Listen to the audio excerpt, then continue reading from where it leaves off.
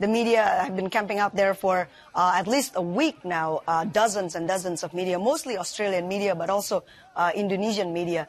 It's basically been anticipated for a few months. There were talks last year that her early release was imminent, but then something seemed to postpone it, and then this past Friday, the Justice Minister eventually announced that all the paperwork concerning her parole had been completed, and the media were expecting her to be released as early as today, but some of us did not expect her to get out very early this morning. But basically, this is a case that's been getting a lot of attention here, with a lot of criticism actually from members of parliament, from activists who say that she should not have got the early release. An early release for a foreign national who had been convicted of drug trafficking is rare in Indonesia, but it's not unheard of. A few months ago, Indonesia also released a French national who had been convicted of drug trafficking.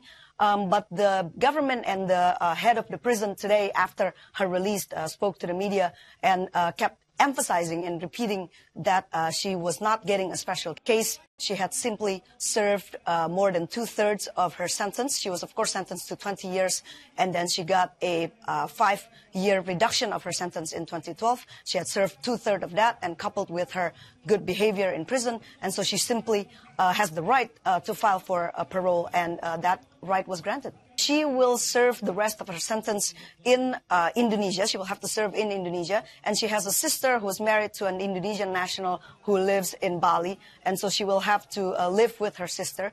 She will be allowed to travel in Indonesia, but she will have to report regularly to make sure that she meets all the requirements of, in terms of behavior and everything that she's allowed to do. And it's expected that she will stay in Indonesia until 2017.